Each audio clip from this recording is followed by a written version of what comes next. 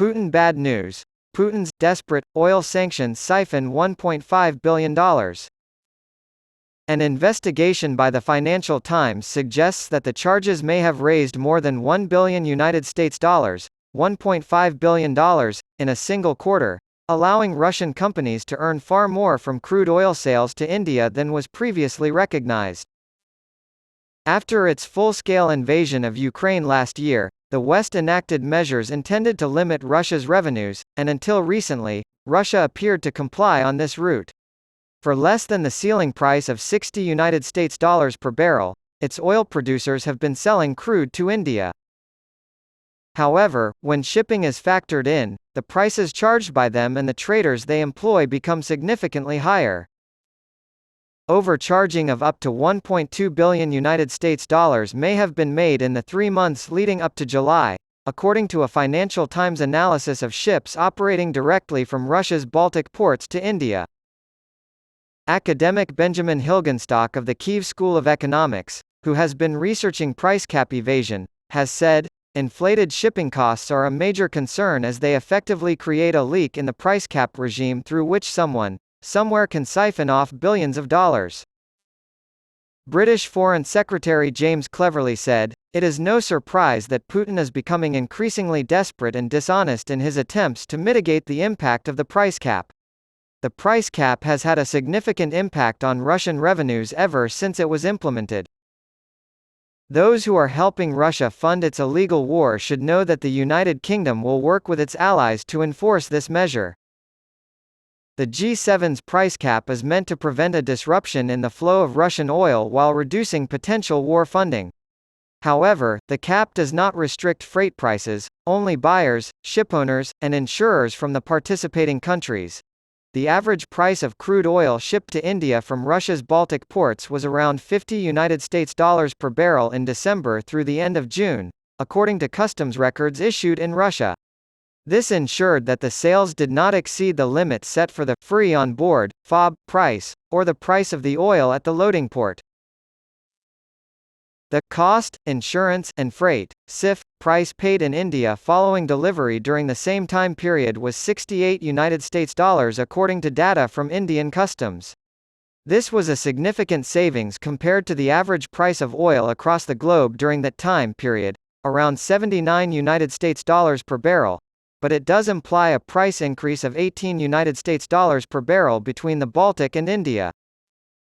The numbers from the Argus pricing service also indicate a sizable difference. Since Argus's data collection began in February, the average price of a barrel of Urals crude in India has been approximately $14.90 higher than in the Baltic. This is higher than the average shipping cost, which Argus estimates at $9 per barrel. The FT reported that an official from an Indian state-owned oil company that purchased some of this oil said that the price they paid included the cost of shipping. The official stated that freight arrangements and costs were not open for discussion. Therefore, it's likely that the oil vendors have pocketed the extra costs.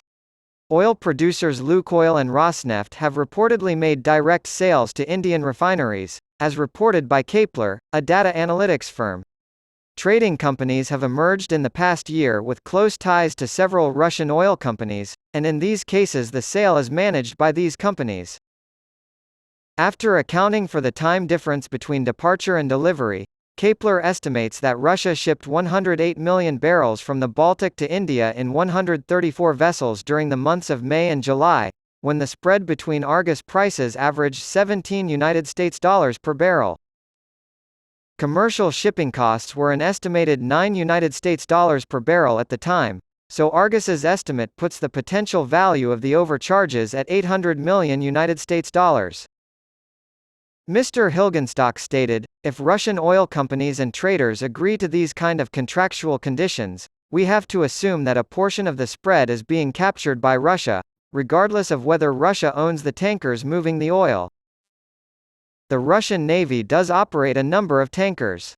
The FT has been able to directly link 23 of the 134 vessels identified by Kepler as transporting Russian oil to India between May and July by examining insurance, ownership, or management documents.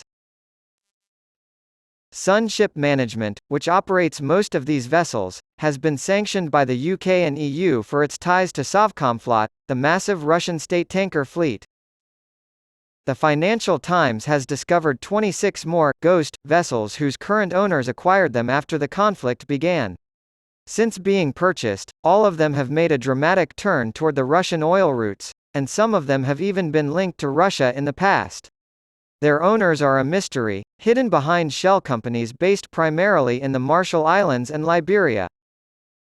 The fleet with ties to Russia transported roughly 40% of Baltic oil in the 3 months leading up to July.